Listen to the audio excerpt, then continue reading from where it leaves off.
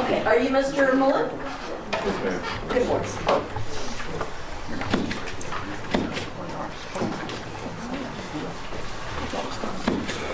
Sir, you're being charged with battery with use of a deadly weapon, multiple counts of discharging a firearm from or within a structure or vehicle. Those are all felony offenses, as well as resisting a public officer with use of a firearm, a felony offense, allegedly occurring on April 18th. Do you understand the charges against you? Yes, Your Honor. Mr. Butel, are you confirming as counsel? I am confirming as counsel your Honor the waiver reading of the complaint, and certainly appreciate the opportunity to be heard with regard to this in custody status. Mr. Butel has filed a motion for reasonable bail setting. I do note that his release conditions were considered and set in initial appearance court on April 19th. He was present, he was appointed counsel, and release conditions were set at bail of $150,000. He was identified as a veteran.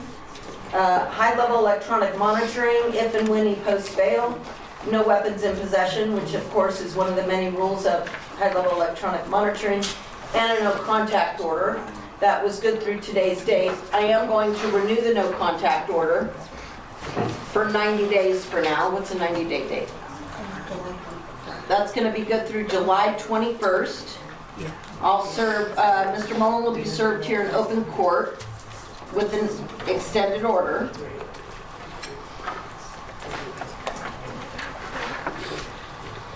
So is this a motion for reconsideration? He has already had a pretrial release hearing, Mr. Butel. Yeah, it is a motion for further consideration, if you want to call it reconsideration, that's behind. I don't think we really had an opportunity to fully fairly present things on Sunday. I wasn't available. I have been able to reduce our positions to writing.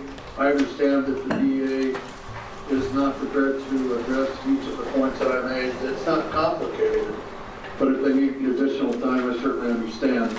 I would like to have some further consideration of the conditions that we're in. Okay, state what's your position? I mean, I don't, it sounds like maybe Mr. Butel has talked with you offline, I'm not sure. Your Honor, at this time, our position is that there's been no change of circumstances and he's already had that bail determination. So Mr. Butel said you needed more time to consider his motion, is that correct? He's not spoken to anybody in our office. He filed the motion, not that I'm aware of, so I'm the team chief. Okay. I got the motion from your JEA. I saw it, and basically our position is what? Well, yeah, I mean, it was filed yesterday afternoon, so. Okay, so what did you mean by your comment of the DA might need more time? They're saying that they don't need more time. Maybe I'm confused. All I was suggesting, Your Honors, I'm not trying to push the district attorney into arguing the motion or further consideration of it. I wanted to simply acknowledge that we filed it yesterday, and this was rather short notice for them to be prepared to deal with it. Okay. Okay. But state you're opposing the motion? That is correct, Your Honor.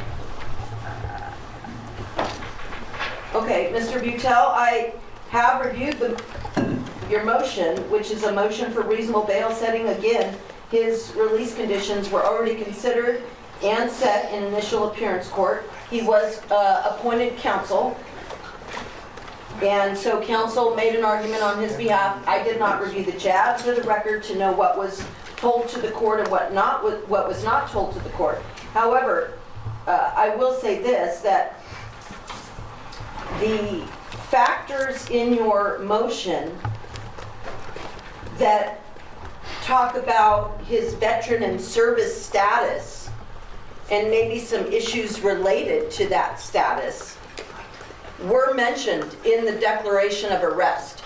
So I do believe that the judge in initial appearance court knew of his service and knew of maybe some issues and still set these conditions that she did.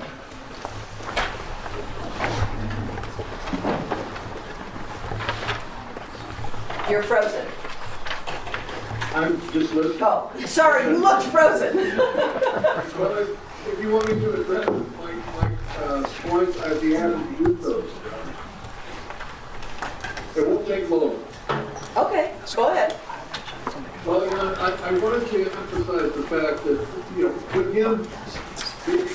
County Detention Center and not able to receive the treatment that he regularly receives as a veteran suffering from 100% disability from the PTSD.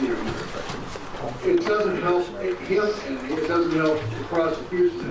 What I'm asking the court to do does not diminish the ability of the prosecution to move forward with gusto at all whatsoever. In fact, I would submit that it probably helps because I, as his attorney, with him working with me and me able to communicate with him better as it would be if he was not in the Clark County Detention Center, we'll be able to work through this case. This is not a case that's complicated. It's a mitigation case, in my opinion, Your Honor.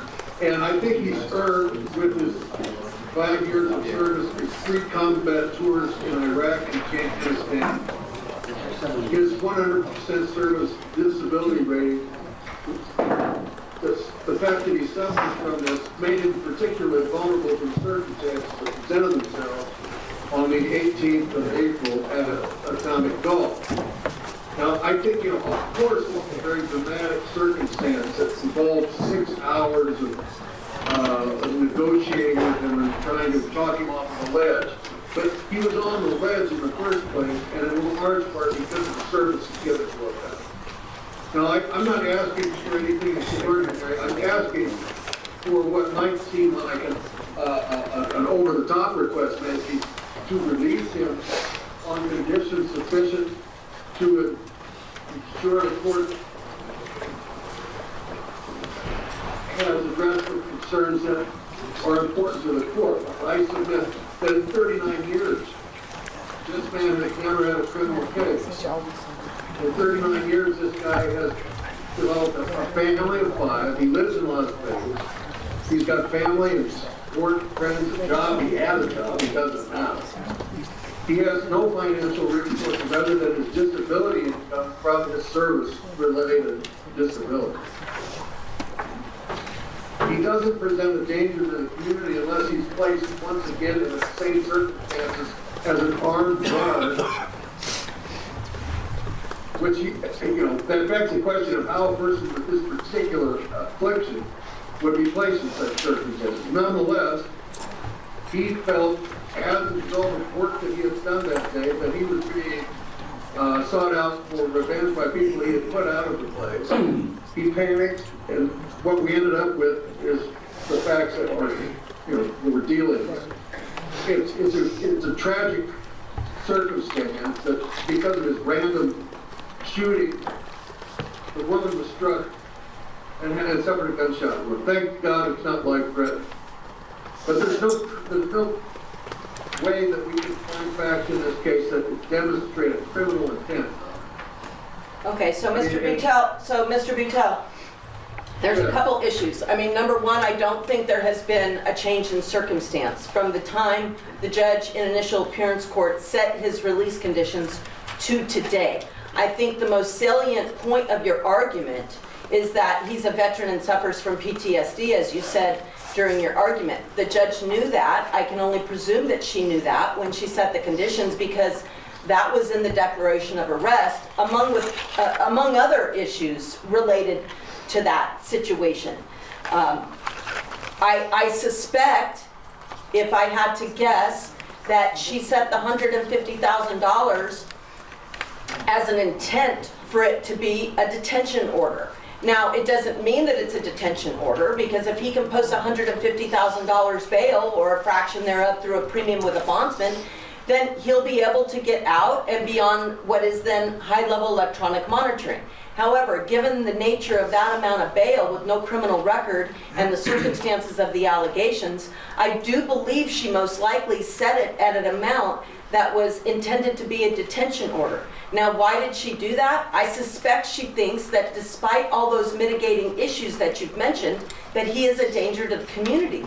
You mentioned that he needed to be talked off the ledge and that this is a random shooting. I suspect that she thought he was a danger to the community, although there may be some mitigating factors. I agree with you on that. That does not change the fact that he is most likely a danger to the community because of what happened for really no explainable reason other than maybe his mental health issues. And if that's the case, then the judge was probably thinking, how are we going to prevent that from happening again? So you're mentioning it was, well, hold on, I let you speak. You mentioned that it was unexplainable, that it was random, and that he needed to be talked off the ledge. Those are all very concerning to the court on what might happen if he's out of custody. So I'm not modifying the bail. In other words, I'm not increasing it to say $500,000, which probably would be more of a detention order than $150,000. But I do believe, even though there may be some mitigating factors, that what I know thus far is that he is a danger to the community. So I do not disagree with her decision. I do not believe there's been any change of circumstance to change her decision, and so the motion is denied. Your Honor, may I make a comment? I'm not going to argue with you. So I understand you disagree. I understand you disagree, Mr. Vitale. I understand you disagree, and I appreciate you disagree. You're fighting for your client. I also understand you said in your motion that you're doing this pro bono, and I appreciate that as well. But I'm denying your motion. I've read the declaration of arrest. I'm familiar with this risk assessment. I've read your motion. I'm denying the motion for the reasons I stated. Would you like a preliminary hearing in 15 days? Absolutely. All right, here's a preliminary hearing date in 15 days. May 5th, 9:30. May 5th, 9:30? Thank you. Thank you.